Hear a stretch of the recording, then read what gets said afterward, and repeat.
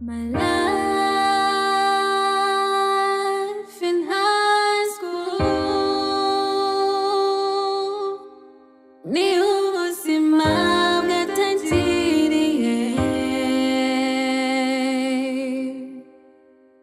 aho icyizere cyari kiri cyose, akaba ari naho kirangiriye. Fata ikindeke iki ko byose byabaye kimwe, amajwi ambanye urusobe. Fata iki reka iki gusa nabuze amahitamo, byari byiza mbere yuko njya high school, narasabanaga n'abananga na buri wese, n'awanyishishaga, byose byari amahoro. Mbyuka kare mfasha mama uturimo, papa ati dore umwari ubereye urwejo. High school niho nabonye fake love, fake free.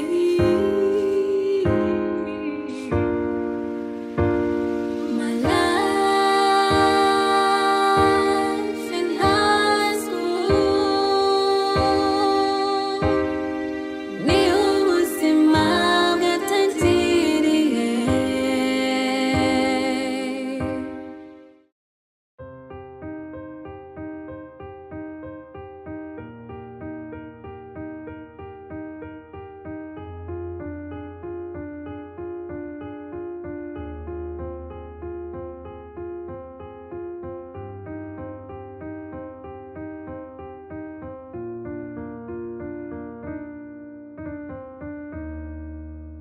My life in high school, ni ubuzima bwatangiriye.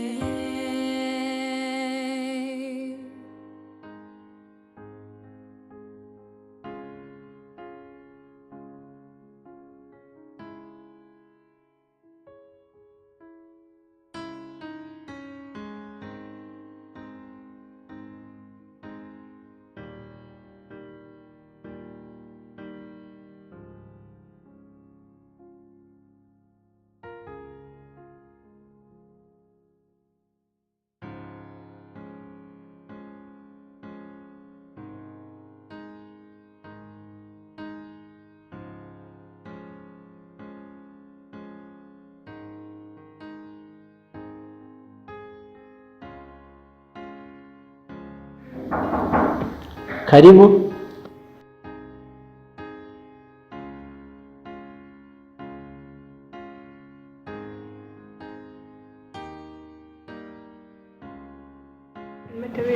Miraria. Ego ari hehe? Amakuru. Witwa nde? Nitwa Kalisa. Kalisa. Wewe navuganye na papa wawe. Okay. Akoze kuza kwiga hano. Iki ni ikigo cyiza twakira abana bafite discipline.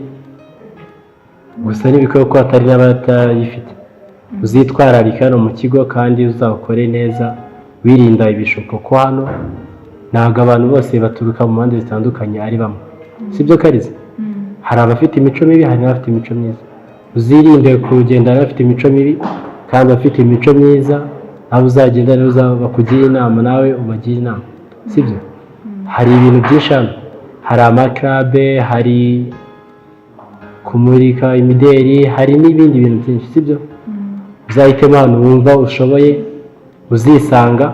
Hari n'insengero n'amadini uzajya unasenga kugira ngo amasomo n'ibiyunganira bizagende neza. Uranyumva neza Kalisa? Ariane? Vujyane Kalisa muri dore cyane. ugenda umwereka ahantu azajya arara. Ariane we na Kariza magana. Kariza akira indobo n'umupira komezanya kuri dorotari. Bro, ninjye bizi. Oh yes. Ashyariye icyo giturage muracyari kumwe mana. Umva nanjye mbonye animateri akimereza ngo ino kijyane dore.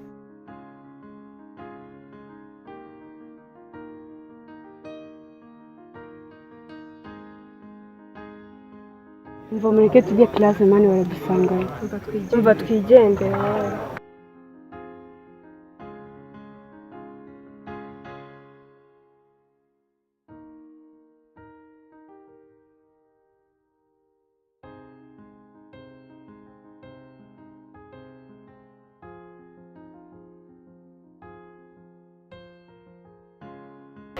You guys, meze bite ko mbona ishuri mwayigize isuku? Ntabwo umunsi cyabaza? Ntabwo mwaje kwiga, ntabwo mwaje kwiga. Muri murebe nk'abo.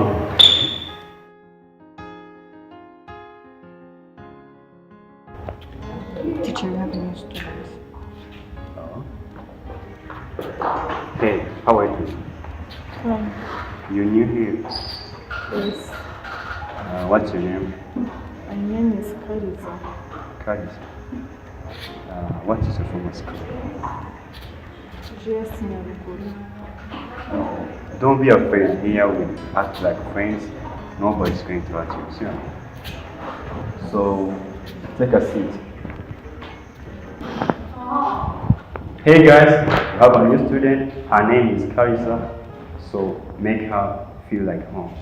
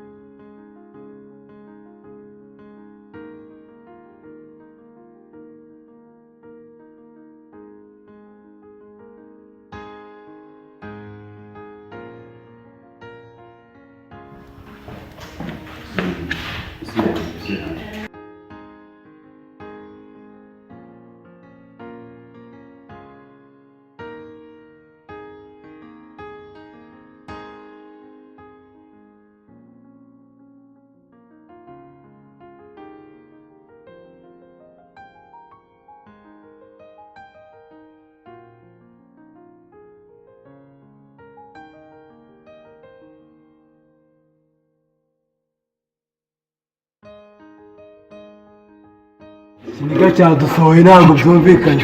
Ase ni kutadusohora man. We Kareka ntabwo basaye kuri Bruno ntabwo. Reka nta kibazo. Basaye kuri Bruno ntabwo.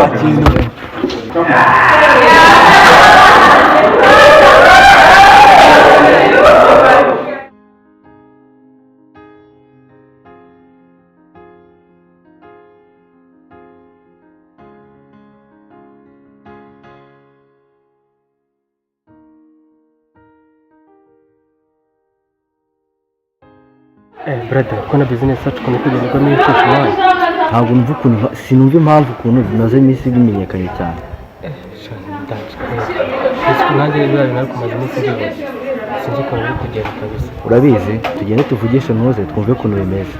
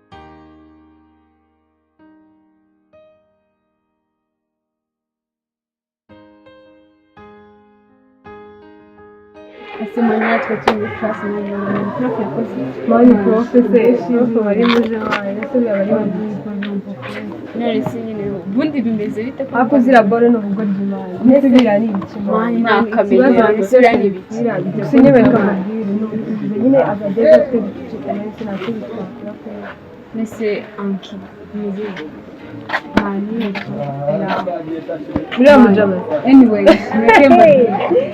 Bro, have you ever seen him? No. Aha. No, I was like, friends. For benefit. Friends don't have friends. Aha. No, listen. How? Man, you need to wait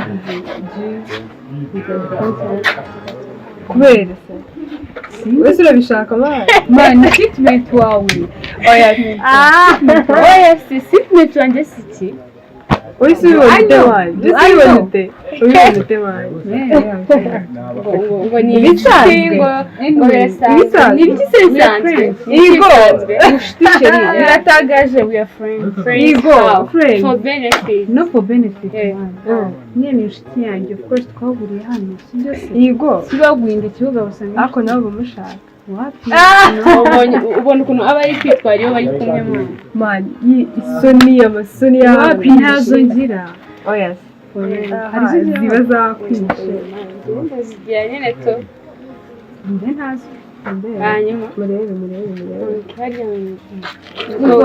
kari mbatwubwire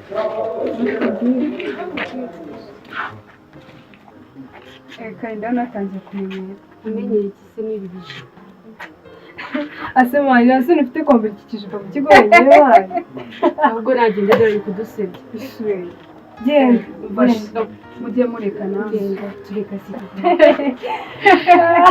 bro ko mukiba mujye muri class mani wicara ntancara kabisa alayini da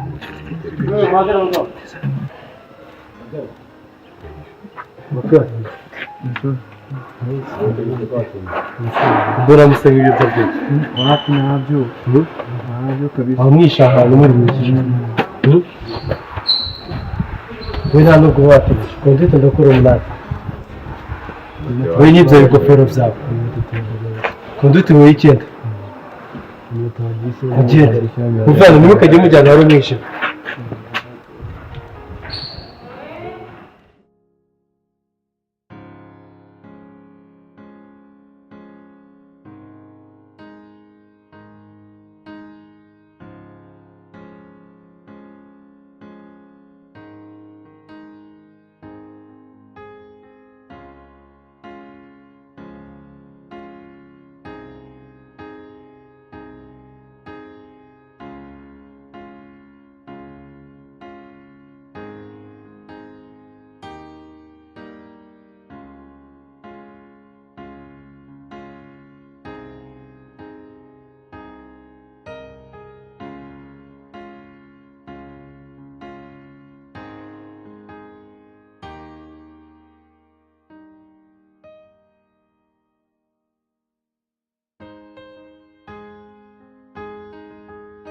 aha niyo navuga ko ari bwo ubuzima bwose bwari butangiye aho mbona nta muntu unyitayeho aho buri wese yimenya agafata risike y'ubuzima bwe aho kugira inshuti bigusaba kuba nkayo ukitwara nkayo bigusaba kureba hafi bigusaba kubaho nkaho ntacyo utinya hamwe bigusaba kubaho nk'uzapfa ejo ukabaho ubuzima bushimisha abo muri kumwe ariko wowe bikagusigira intimba ikomeye cyane my life in high school